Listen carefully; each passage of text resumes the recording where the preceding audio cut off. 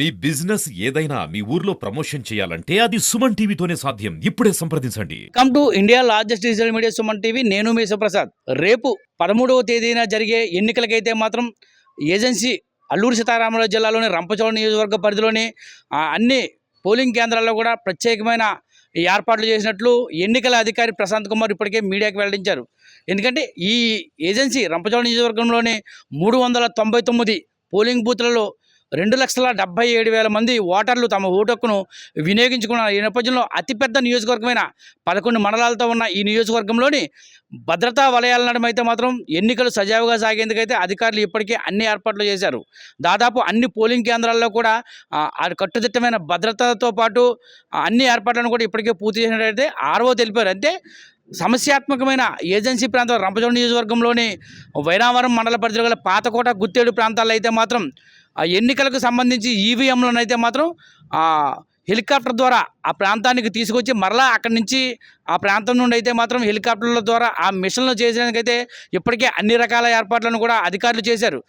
2,77,000 మందితో ఉన్న ఈ ప్రాంతంలో సమస్యాత్మకమైన గ్రామాలను కూడా ఏదైతే పోలింగ్ బూతులు సమస్యాత్మకంగా ఉన్నాయో ఆ ప్రాంతాల్లో కూడా కట్టుదిట్టమైన భద్రతా వలయాలను ఏర్పాటు చేయడం జరిగిందని, ఎటువంటి అసాంఘిక కార్యక్రమాలు జరగకుండా, ఎటువంటి అల్లర్లు జరగకుండా ఇప్పటికే ఆ ప్రాంతాల్లో ఒక భద్రత అయితే ఏర్పాటు చేశారు. ఈ నేపథ్యంలో పోలింగ్ సిబ్బందికి కానీ ఎవరికి కూడా ఎటువంటి ఇబ్బంది కలగకుండా అయితే అన్ని రకాలను ఏర్పాట్లను చేశారు. పోలింగ్ స్టేషన్స్కి సంబంధించిన పోలింగ్ సిబ్బంది అండ్ ఈవీఎంస్ని ఈరోజు డిస్ట్రిబ్యూషన్ సెంటర్ నుంచి డిస్పాచ్ చేయడం జరుగుతుంది. మార్నింగ్ మనం 86 బస్సెస్ అండ్ 20 బొలెరోస్ని సంబంధించి వేరే 11 మండలికి సంబంధించిన వాళ్ళని కూడా పంపించడం జరుగుతుంది. వీళ్ళందరూ కూడా అరకు, పాడేరు అండ్ మన రంపచోడవరం నుంచి సంబంధించిన పీఓస్, ఏపీఓస్ అండ్ ఓపీఓస్ ఈరోజు సుమారు ఒక 3,000 మంది హాజరవడం జరిగింది. 2,400 మంది మన సిబ్బంది అండ్ రిజర్వ్ స్టాఫ్ వీళ్ళందరూ కూడా హాజరవడం జరిగింది. వీళ్ళ నుంచి ఎవరెవరికైతే ఏమైనా ఇబ్బందులు ఉంటే ఈ లాక్టేటింగ్ మదర్స్, ప్రెగ్నెన్సీ ఉన్న వాళ్ళకి కొంచెం కన్సిడరేషన్ చేసుకొని రిజర్వ్ నుంచి స్టాఫ్ని రీప్లేస్ చేసి పంపించడం జరుగుతుంది.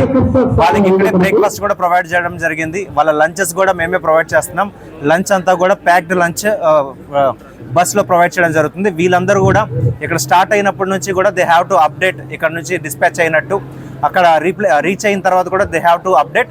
అండ్ రేపు మా పోల్కి జరగడానికి కావాల్సిన సంబంధిత అరేంజ్మెంట్స్ అన్నీ కూడా ఈరోజు నైట్ చేసుకొని రేపు మార్నింగ్ 5:30 కల్లా వీళ్ళు మాక్ పోల్ స్టార్ట్ చేయడం జరుగుతుంది.